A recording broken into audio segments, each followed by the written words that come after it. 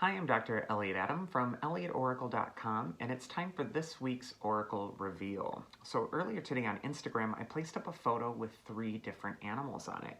And the animals were the crow, the frog, and the dog. And so I asked you to use your intuition and pick the animal that was calling to you.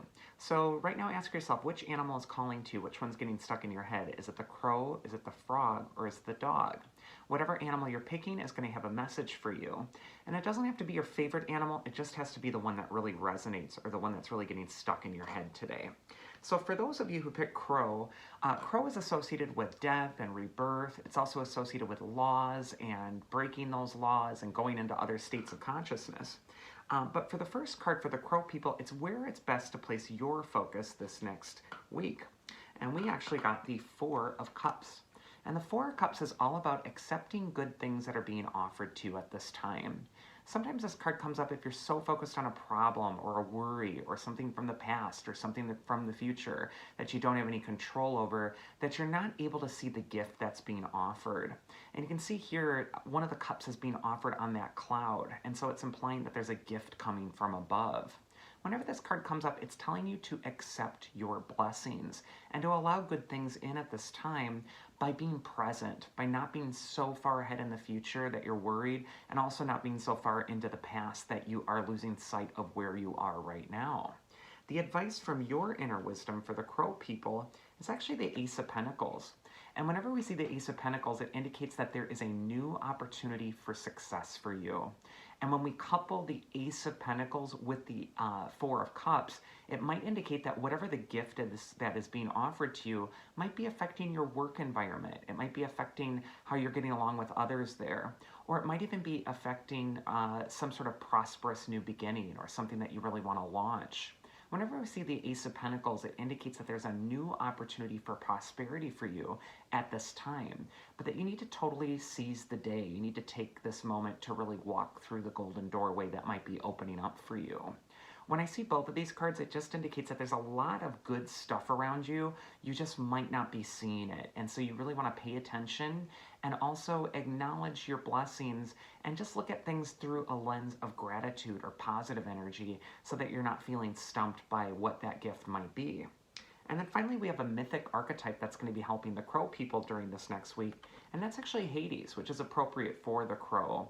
Hades is the god of death, but he's also the god of riches and wealth. And when he comes up, he's indicating that there are major changes afoot, but that these changes could be channeled, and this changing energy that you're experiencing could be focused into something that brings a prosperous new beginning for you. Sometimes that 4 of Cups can indicate a disappointment or even a sense of loss or something that's making you sad from the past, but that Hades card is telling you it's time to set that aside.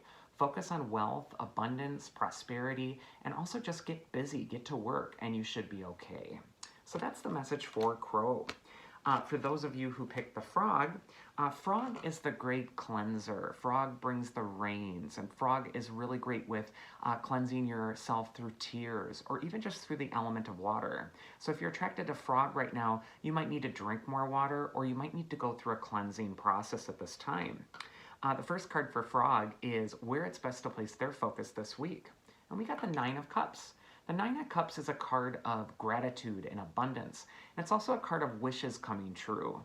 So this could say that something you've been hoping and wishing and waiting for has finally come to pass and manifested. I just noticed on this deck, check it out, there's a little frog on the 9 of Cups in the foreground of the card. So that's pretty amazing. And that's just indicating that this is going to be a good time for cleansing, but also a really wonderful time to just partake of all the good things that are being offered to you. This is also a card of setting your intentions and making a wish.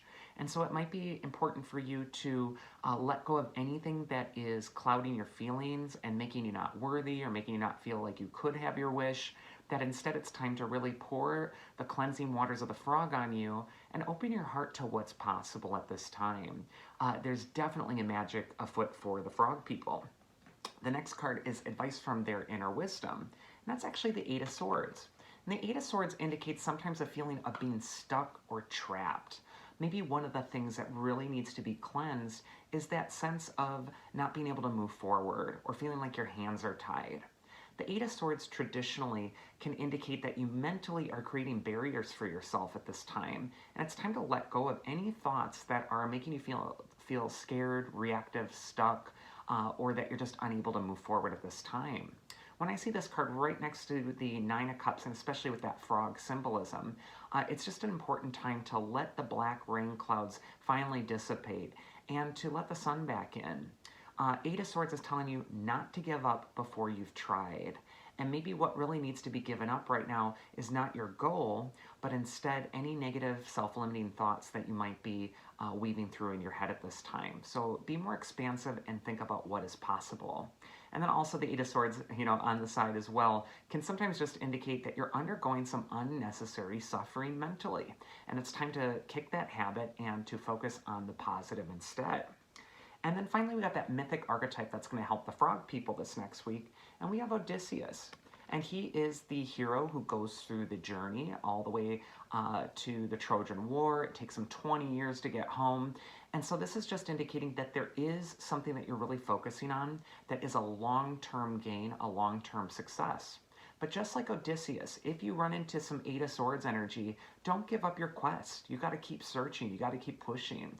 You got to keep getting up and dusting yourself off and putting your focus back on that goal and getting back on that horse. So this is telling you not to give up hope and to also set your sights on whatever your home base is, whatever home is for you.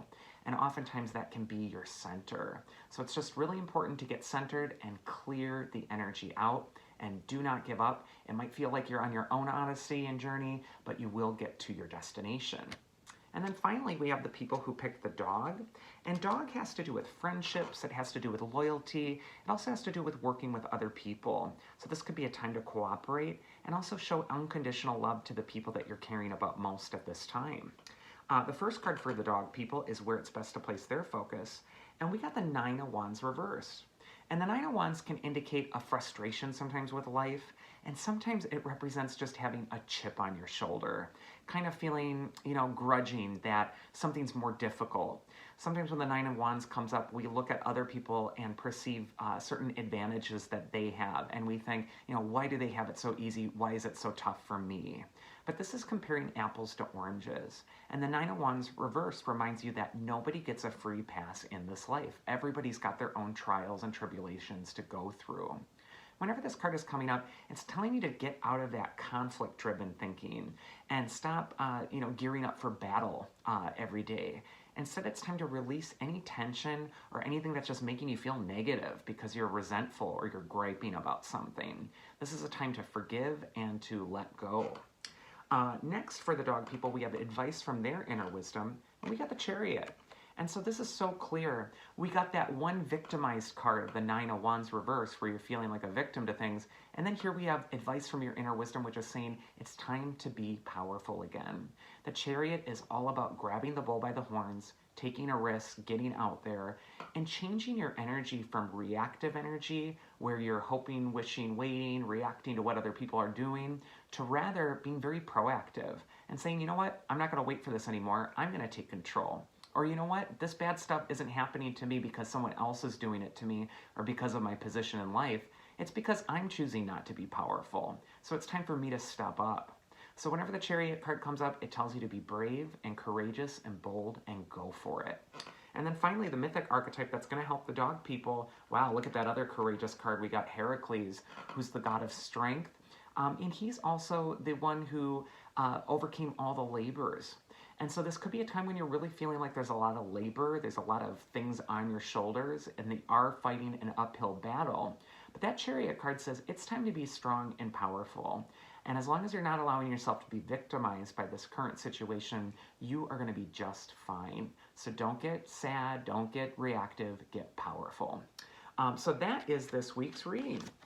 I hope you all enjoyed it. And if you did, I do invite you to go over to elliotoracle.com and schedule a personal tarot session with me. These little mini readings are wonderful, but they're nothing compared to a session that goes into all of your personal cares and concerns. Otherwise, I hope you all have a safe and happy week, and I will talk to you next time. Take care.